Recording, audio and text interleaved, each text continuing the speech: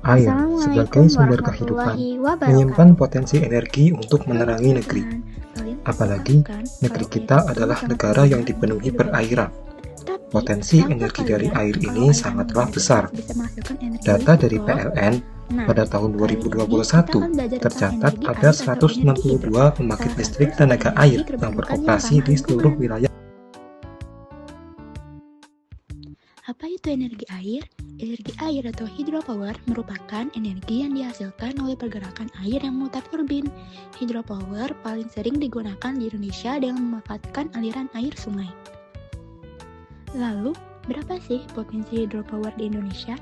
Potensi hydropower di Indonesia adalah 19.385 MW dengan kapasitas terpasang hingga tahun 2022 adalah 6.699 MW. Total kapasitas terpasang saat ini menjadikan energi air sebagai penyumbang bauran energi terbarukan terbesar di Indonesia. Energi air memiliki banyak manfaat dalam kehidupan manusia, terutama dalam penyediaan energi dan pemenuhan kebutuhan sehari-hari. Berikut ringkasannya. 1. PLTA dan PLTU. Energi air digunakan untuk menghasilkan listrik melalui pembangkit listrik tenaga air atau PLTA dan tenaga uap atau PLTU. 2. Energi gelombang. Memanfaatkan gerakan gelombang laut untuk menghasilkan listrik. 3. Energi pasang surut. Mengubah aliran air saat pasang dan surut menjadi energi listrik menggunakan turbin. 4. Pendinginan pembangkit listrik. Air digunakan untuk mendinginkan uap di pembangkit listrik sebelum dikembalikan ke sumbernya. Sahabat museum listrik tahu nggak? Sekitar 62% luas wilayah Indonesia adalah laut dan perairan. Oleh karena itu, potensi energi yang berasal dari tenaga air di Indonesia cukup besar. Nah, negara kita memanfaatkan energi air ini untuk menghasilkan listrik yang dikenal sebagai pembangkit listrik tenaga air atau PLTA. Pada zaman kuno, tenaga air telah digunakan untuk menggiling gandum. Pada pertengahan 1770-an, Bernard Forest de Belidor, seorang insinyur berkebangsaan Prancis, mempublikasikan buku berjudul Arsitektur Hidrolik yang berisi penjelasan tentang mesin-mesin hidrolik dengan sumbu vertikal dan sumbu horizontal. Kemudian pada tahun 1878, pembangkit listrik air pertama di dunia dikembangkan oleh insinyur berkebangsaan Inggris bernama William George Armstrong. Yuk kita lihat cara PLTA menghasilkan listrik. Biasanya air yang dimanfaatkan untuk dijadikan energi listrik didapat dari air sungai yang dibendung.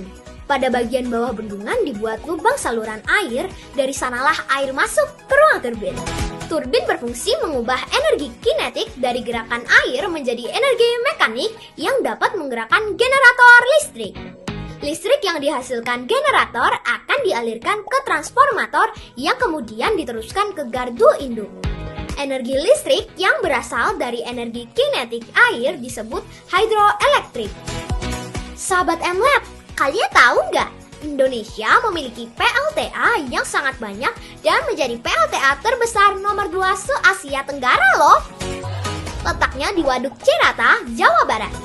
Waduk Cirata memiliki luas mencapai 6.200 hektar. Wah, gede banget! Pembangkit listrik tenaga air berkapasitas 1.008 MW ini telah beroperasi sejak tahun 1988. Cara mendapatkan energi listriknya adalah dengan memanfaatkan aliran Sungai Citarum yang melewati terowongan sepanjang 640 meter yang berada di dalam tanah sehingga dapat menggerakkan turbin di 8 unit PLTA Cirata. Banyak banget ya turbinnya! PLTA Cirata dapat menghasilkan daya listrik hingga mencapai 1.428 GWh per tahun loh, atau setara dengan penggunaan 428 ton bahan bakar minyak untuk unit pembangkit diesel. Selanjutnya, listrik dialirkan ke seluruh Jawa, Madura, dan Bali. Ini dia kelebihan dari pembangkit listrik tenaga air, sahabat MLab, yaitu bebas dari gas berbahaya yang mencemari udara karena pembangkit listrik ini menggunakan sumber air sebagai sumber energi utamanya. Jadi, udara yang kita hirup tetap bersih dan sehat. Nah, kekurangannya adalah lokasi yang akan dijadikan sebagai tempat pembangunan PLTA masih sangat terbatas. karena kita harus mempertimbangkan banyak hal, mulai dari jumlah debit airnya, apakah sesuai atau tidak, kemiringannya apakah tepat, dan lokasinya mudah diakses atau tidak. Jika lokasinya berada jauh dari kota, diperlukan instalasi kabel listrik yang cukup panjang. Selain itu, dibutuhkan bendungan untuk menyimpan sumber air. Hal ini dapat merusak rantai makanan yang ada di sekitar pembangkit listrik. Belum lagi dengan adanya risiko banjir dan tanah longsor. Itu tadi pengenalan tentang pembangkit listrik tenaga air. Kita harus selalu bersyukur ya, karena kita masih bisa menikmati energi listrik. Max juga ingin kalian menghemat listrik.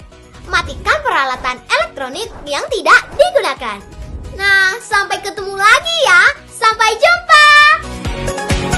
Pentingnya penggunaan energi secara efisien dan ramah lingkungan. Penggunaan energi secara efisien dan ramah lingkungan sangat penting untuk menjaga kelestarian bumi, mengurangi perubahan iklim, dan memastikan ketersediaan energi bagi generasi mendatang. Manfaat efisiensi energi. 1. Mengurangi emisi gas rumah kaca. 2. Menghemat sumber daya alam dan biaya ekonomi. 3. Meningkatkan kemandirian energi suatu negara. Manfaat energi ramah lingkungan. 1. Bersumber dari energi terbarukan yang berkelanjutan. 2. Meningkatkan kualitas udara dan kesehatan. 3. Mendukung pembangunan berkelanjutan. Pesan utama. Setiap orang berperan penting dengan langkah sederhana seperti memakai lampu hemat energi, mematikan alat listrik saat tidak digunakan, dan menggunakan transportasi umum. Kesimpulan, efisiensi dan energi ramah lingkungan adalah kebutuhan mendesak untuk melindungi bumi dan menciptakan masa depan yang berkelanjutan.